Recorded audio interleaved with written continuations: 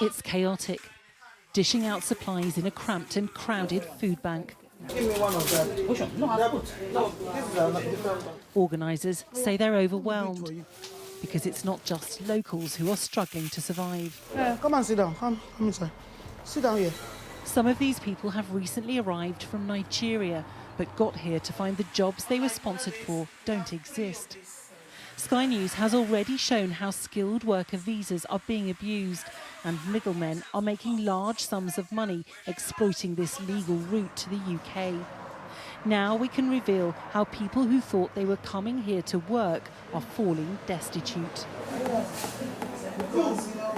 Most are reluctant to talk. They feel despair at their predicament. This woman, who we're calling Blessing, hasn't been given any shifts by the company which sponsored her since she arrived 3 months ago.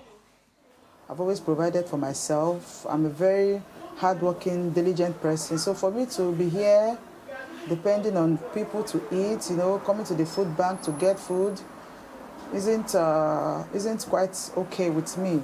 It makes me feel I'm less of a person, a human. I should be in the position of helping, not the receiving end, because this is not who I was back in my country. Blessing told us she paid an agent in Nigeria £10,000 to arrange a full-time job as a carer on a skilled worker visa. She asked us not to reveal the company which sponsored her, fearing repercussions. But we've seen other documentation supporting her account of what's happened. There is a big scam going on. A lot of people are being scammed every day, being deceived that we have jobs. How many people do you know who've come on skilled worker visas and got here and there's no work? Oh, I can't count. Yeah, I can't. There are so many. I met a lot here, and so many are still coming after I've come here. Dozens, hundreds? Oh, let me say dozens. Yeah, dozens, yeah. This woman also came from Nigeria and says she's had to move north to live with her sister because there's no work for her. They all say it's proving virtually impossible to find a new company to sponsor them for a full-time position. And having come as carers, under the terms of their visas, they can't work in any other job sector. We're calling this couple Joyce and Alan. They say they also paid an agent in Nigeria £10,000 to arrange employment for Joyce as a carer. I've been cheated. It has not been easy. I have to sell my car, sell my property, got a loan, took a lot of risk to raise up the money. How difficult is it to transfer to another company, to get sponsored by somebody else? It's very difficult because most jobs you want to get, they'll first of all tell you that actually you've got this sponsor from somewhere else, so maybe you should go back to that place to get your job. That's what they always say. We are begging the government if they can look into it. The founder of the food bank says she's already under pressure feeding local people in a cost of living crisis. Nearly half the people you're supporting 15, are people who were given a visa to come to the UK, to UK without work.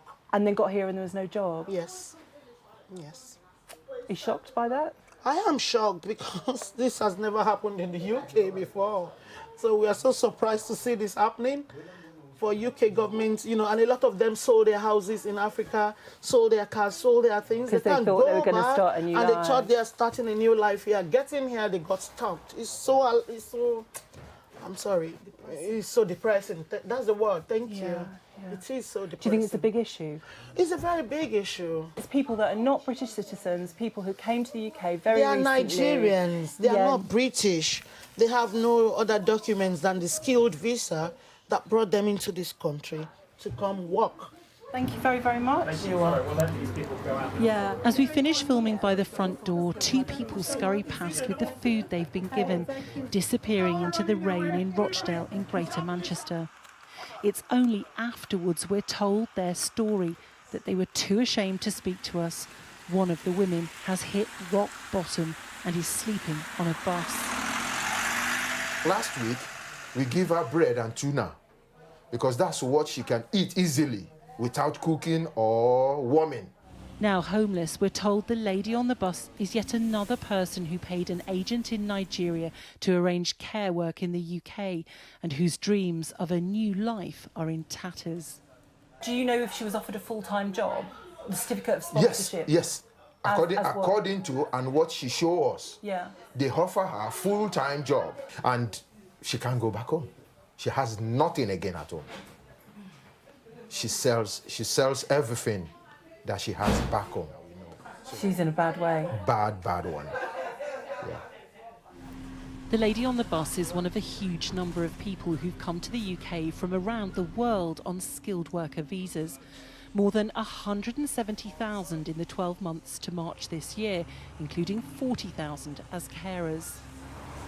What we've found is just how widespread abuse of the skilled worker visa system is in different communities and around the country. Again and again, people telling us the same story. Some are getting here and finding there's no work. Others are using it as a route to reach Britain. We've also traced and spoken to a number of people who travelled to the UK on skilled worker visas from Pakistan and Bangladesh. They told us they feel too ashamed to be filmed and are afraid of being sent back.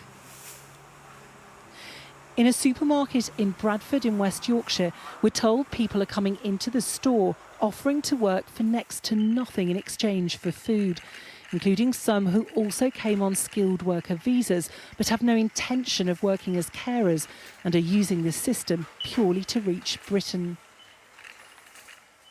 Some of them were told before they arrived that you will have no jobs, you're only arriving here, and they do pay a lot of money. And So it's a way to get to the UK? just to get to the UK.